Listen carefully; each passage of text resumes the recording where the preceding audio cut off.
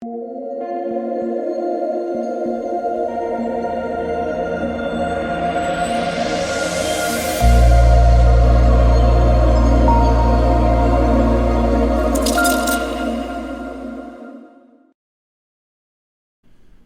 about that. I didn't have my lineup pulled up. I thought I had it up. All right, so tonight. Is Anthony Edwards serious, guys? He had to be trolling, right? Anthony Edwards, 40, 45 a night, every single night, just consistent 40 to 45 fantasy points. Had obviously the massive game last game. I wasn't expecting 70 fantasy points. No, not expecting that. Just give me the 40 to 45, and I'll be happy. Right? That's what's been every single night, and this is a great matchup against the Lakers. So, finally buying Anthony Edwards. My first time playing him this year. 14 fantasy points. The basement of basement games. 14. Just think about that for a second. 14 fantasy points for Anthony Edwards against the Lakers. Let that kind of sink in your mind for a second. All right? If he just has a bad game and gets 30, 32 fantasy points, I'm probably cashing in tournaments. 14 fantasy points. How about the Chicago Bulls? The Chicago Bulls. No Zach LaVine. Up-tempo matchup against the Warriors. Well, I'm sure you saw how that went, right? 90 total points or whatever it was. I played Zach LaVine now the last two slates. I rarely play this guy. Played him last slate because he was too cheap. Played him tonight because he was too cheap. Bust both times. Massively. So, next slate, literally, write it down, guys. Get your notepad out, write it down. Zach LaVine, career night next slate when I'm going to fade. Career night. Like, are you actually kidding me? Lonzo Ball, can't hit the broadside of a barn. Shot like 2 of 15. I was looking so good going into this late games. So good. The rest of my lineup, again, I was looking good. Drew, Connaughton, Portis, Porzingis actually has a ceiling game when I play him. I'm kind of surprised, but I'll take it. And one other thing to talk about, or to tilt about. JaVale McGee, can you just not foul one time when I play you? I literally, since DeAndre Ayton has been out, whichever Suns big I play gets in foul trouble. It's, McGee most of the time. The one time I played Frank Kaminsky, he got in foul trouble, and McGee played 26 minutes and smashed.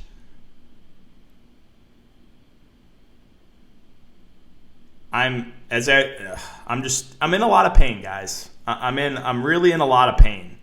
I thought I was on pace for a pretty big night. Going to the late game, had LaVine, Lonzo, and Anthony Edwards, and they combined for like 60 fantasy points.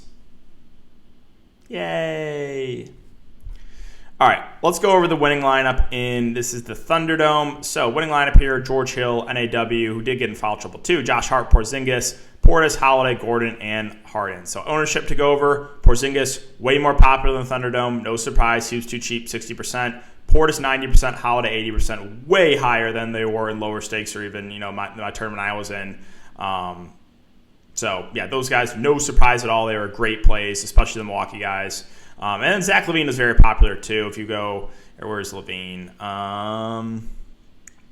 LaVine was 50%. So LaVine, Holiday, Portis, and Porzingis, the highest owned players in the Thunderdome. I had all four.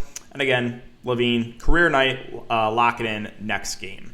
So that's it for the look back, guys. Hopefully you avoid some of these massive busts. I can't. 14 fantasy points. Wow. That's awesome, Anthony Edwards. Awesome stuff. All right, so taking a look at these Vegas odds, Wizards and Magic's the 203.5 over under. The Wizards are 4-point favorites. Pistons and Raptors are 201.5 over under. Raptors 8.5-point favorites. Celtics and Cavs are 202.5 over under. The Celtics 2.5-point favorites, and T-Wolves and Clippers 222.5 over under. Clippers 6.5-point favorites. Also lock in Anthony Edwards. He's going for 70 fancy points tomorrow because I'll probably fade. So let's start off with Philadelphia. Still no Joel Embiid. Obviously no Ben Simmons. Andre Drummond at the top of 9K. I don't mind him. I think the ownership's going to drop a lot after last game. But this is a big front court against the Pacers with Turner and Sabonis. I don't really think they can go small. So I would think Drummond, instead of like 30 minutes, maybe goes back to 35 minutes. So, yeah, I'm fine paying 9K for Drummond. Again, I think the ownership will be relatively low after last game, but normally he's a pretty good point per minute guy. Not super worried about that last game. Tobias Harris at 8.9, it feels a little bit pricey, but the minutes were there at least. Like, I was a little bit worried they might limit his minutes. He played 37 minutes. So, yeah, these two plus Maxey are going to be the guys leading the offense. So, Drummond and Tobias I don't think are going to be super popular, but it's a pretty good spot here against the Pacers. And then Maxey's been playing out of his mind. 42, 49, 51 fancy points.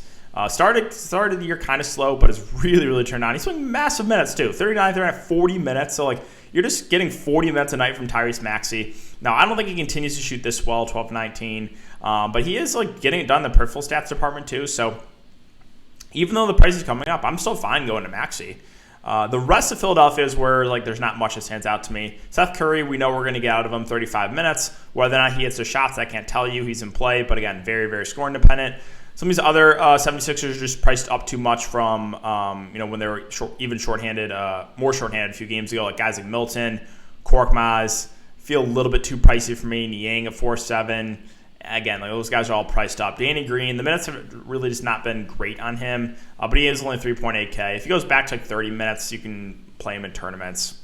But yeah, that's it for the 76ers. Moving on to the Pacers. Keep an eye on LeVert. It's pretty big news here. He's questionable. Again, this Pacers team just cannot be fully healthy at all, ever. I'll start with Sabonis at 9.2K. Again, I don't like the way he's been being used in the offense. Last game was an awful game for him, only 25 fancy points. So I think he's viable if there's no LeVert. If LeVert's in, I'm probably just going to stay away from Sabonis. Brogdon's the guy I actually feel a little bit better about. Handle the ball a ton, especially if LeVert is out, playing massive minutes. So I actually like Brogdon a little bit more than I do Sabonis.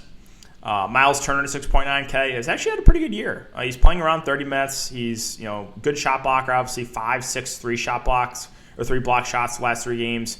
So you want to use him in tournaments. I don't hate that. I'll mention TJ McConnell's looked really good last few games, but again, I will say when I play him with the whole team out, he has 2 fancy points at half.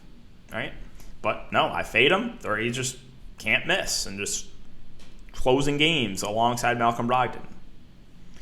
But yeah, if he's going to continue to close games at 5.6K, I do think he's viable. I don't think it's a guarantee. I think there will be times when Duarte closes games. I think he closed for Justin Holiday last game. I want to say that's probably what happened. He closed for Justin Holiday, who I don't really have much interest in. He's going to play big minutes, but such a low usage guy. Washington, Orlando. So the big news is no Bradley Beal. So that's pretty significant. It's going to be interesting to see who they start. Last time Beal was out, they started Aaron Holiday. And I think it was against Memphis here, and he played 21 minutes. So my expectation is Aaron Holiday starts. I don't think he gets a lot of run, but probably 20 to 25 minutes. So assuming he starts, Aaron Holiday is in play for value. But the two guys that are the most interesting are Dinwiddie and Kuzma. Usage go way up. Dinwiddie, the issue is the minutes haven't really been there, but without Beal, I'm fine paying 6.5K for him. And then Kuzma can do a lot more offensively. He's been rebounding the ball really well this year too. So those two look really solid.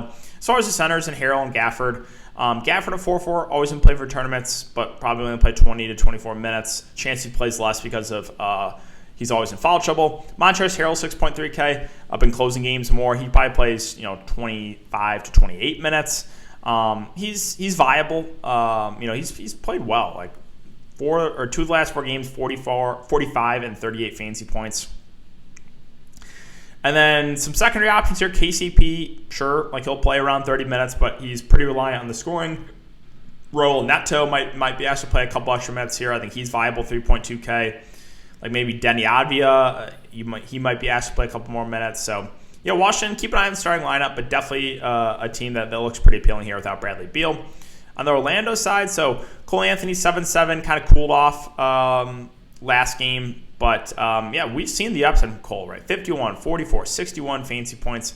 He's playing pretty big minutes in competitive games. So At 7-7, I don't think he's really an optimal play, but for tournaments, I'm fine firing up some Cole Anthony. Wendell Carter Jr., the minutes, there's just randomly times where he just like randomly gets his minutes cut. Most of the time he's playing around 30 minutes, so if he continues to play around 30 minutes, I'm fine paying this price point for him, but like there's an off chance for once in a while that it just randomly cut his minutes. Mo Bamba at 6-6 is in play for tournaments, prone to foul trouble. Does have some upside, but doesn't really stand out as like a great play. Suggs, the price continues to drop. He continues to really struggle from the field. I do think he's viable as a contrarian value play. Franz Wagner, 4-8. My only issue with Franz is he's kind of reliant on the scoring, but the minutes are around 30. So, yeah, he's again, playable, but not something I love. That's probably it. Like, could you make the argument maybe for like a Ross or Hampton off the bench? I guess. Hampton, 21, 20 minutes last 3 games. He's basically mid-price. Yeah, it's fine. Our Memphis and New Orleans. So, John Morant was basically the only guy that came through for Memphis tonight. They got destroyed, and he still put up 50-plus fantasy points. God, Ja's looked so good this year. I'm so happy about it, too. Now he gets a really good matchup here against the Pelicans. I'm fine paying over 10K for Ja, really. He's playing like 35-plus minutes in competitive games, so I do like Ja a good amount there. Triple J at 6.2K. If he can stay out of foul trouble, probably plays around 30 minutes, so always in play. Steven Adams, again, I play him here against Minnesota, against a big front court in Karl Anthony Towns. He plays 19 minutes and goes for 9 fantasy points. The next game against Charlotte, who they can definitely go small. Why would you play Steven Adams big minutes? Plays 28 minutes, 34 fantasy points. Once again, I ask you, am I just being trolled in DFS this year? So, this is a big front court against Jonas Valanciunas. You would think this is a game where Steven Adams would play 25 to 30 minutes. But, hey, I thought of the same thing as Minnesota, and he played 19. So, if Adams plays 25 to 30 minutes, I think he's a good value. So, whatever happens, if I play Steven Adams, fade him. If I don't play him, he'll play 35 minutes and go for 50 fantasy points. Let's see the rest. Melton, Bain, both team priced about right at 5 and 4.9K respectively. Both are decent options. Slow-mo at 4.3. Minutes a little bit up and down for him, but I think we get around 20 to 25 minutes from him, which makes him a fair value play, a guy that can stuff the stat sheet. That's probably it for Memphis. Moving on to the Pelicans.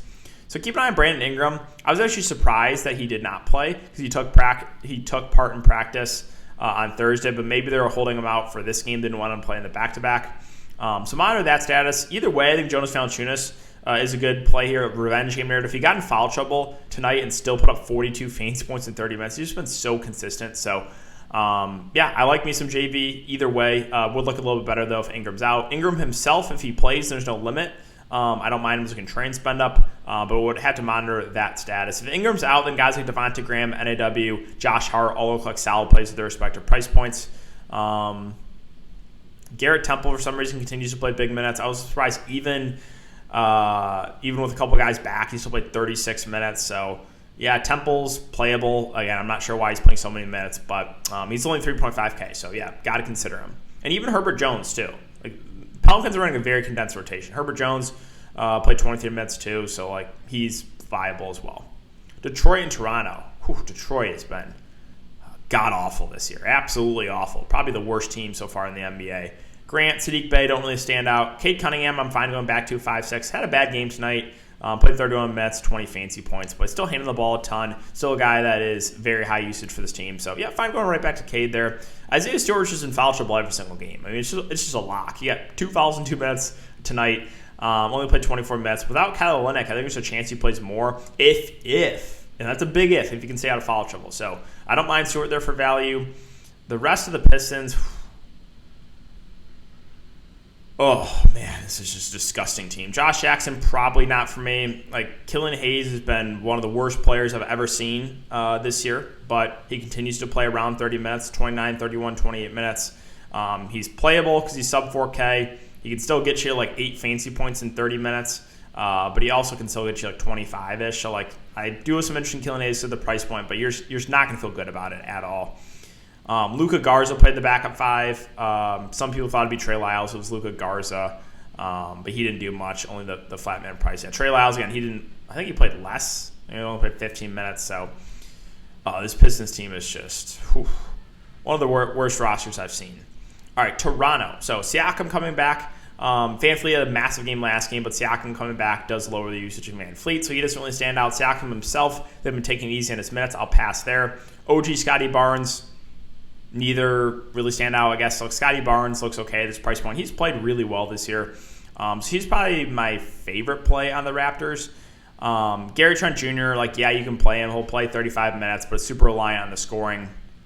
And then keep an eye on Precious Achiuwa. He's questionable. If he can't go, then and Kem Birch can't go, he's questionable as well. If they're both out, then Boucher might be asked to play more minutes like he was last game, and he played 24 minutes. So, if they're both out, then I'm fine going to Boucher in tournaments.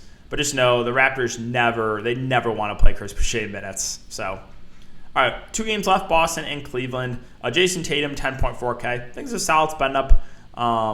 Should play 37, 38 minutes of competitive game. So no issue paying the price point for Tatum. Schroeder had a really good game tonight. The ownership probably jumps, but he's playing big minutes in competitive game. Played 36 in regulation, 34, 39, 36 the last 3 games. So I think Schroeder's a pretty solid play there at that price. Robert Williams, the Celtics are in a pretty condensed rotation. He's also playing over 30 minutes a game. I think he's a pretty safe play at this price point. And then Smart at 5'2". Again, playing all these main Celtics guys are just playing really big minutes. He's fine. And even Josh Richardson for value, playing around 30 minutes. So there actually is a decent amount to like here for the Celtics, just because the way they're running their rotation. On the Cleveland side. So Jarrett Allen, 8K, came back down to earth, only played 29 minutes, 21 fancy points. But besides throwing the last game out, he's played really well of late. Also playing big minutes. Again, the game tonight was a blowout too. So ownership probably drops on Jarrett Allen, but I'm fine going back there. Mobley had a really solid game at 7.3K. He's also playing big minutes. So both the Cleveland bigs definitely viable. Garland, I think, is a pretty safe option. Should play 35-ish minutes without Colin Sexton. He does get a little bit of a bump. Rubio should play close to 30 minutes off the bench. Didn't have a good shooting game tonight. Still in for 30 fancy once the guy can stuff the stat sheet. Now, do get a little bit lucky, 5 steals. That's not going to happen again. But both the Cleveland guards think are in play because of the tight rotation they're running. That's probably it for me. Chetty at 3.7, sure, 23 to 25 minutes probably. I think that makes him playable. And finally, Minnesota and the Clippers. So again, just look at the last 5 games here, okay? 40, yeah, it's not going. 40, 47, 33, 43, 67 fancy points. 14 for me tonight. 14. Wow. So, the Minnesota Big Three, I think in this spot all look pretty solid in Cat, Edwards, and D'Lo. D'Lo's playing big minutes. He is. He's playing 35 minutes in competitive game now, last 3 games. So I think the price on D'Lo looks pretty good. Karl-Anthony Towns at 10.5, doesn't really stand out, but he's going to play big minutes. Again, Edwards most likely smashes tomorrow because I probably won't play him. So make sure to lock him in. Pat Beverly, I do like for value. He's playing around 30 minutes a game, a guy that can stuff the stat sheet. And it is a revenge game narrative if you guys are into that. That's probably it. Naz Reid's viable, actually, only 3.2K. He's going to play the backup 5 and play around 15 minutes. A good point per minute guy. So you could do worse. He also is power forward eligible, which makes him a little bit more interesting. And then finally the Clippers. So Paul George, 10.6K. I do think it makes her a pretty solid spend up. He's playing big minutes. Don't mind the matchup here at all against Minnesota. So yeah, don't mind paying the price for Paul George. Reggie Jackson at 6.6, more of a secondary option for me. Should play 35-ish minutes in a close one. Batum continues to play well for DFS purposes. Only shot the ball 4 times last game and sold for 28 fancy points. So I think he's a pretty safe option that should play probably around 30 minutes, I would say. Zubac. So last time they played Minnesota, or back-to-back, he played 34 and 31 minutes. So if he can stay out of foul trouble, I think he's going to play more. So I do kind of like Zubac here at only 5K if he can stay out of foul trouble.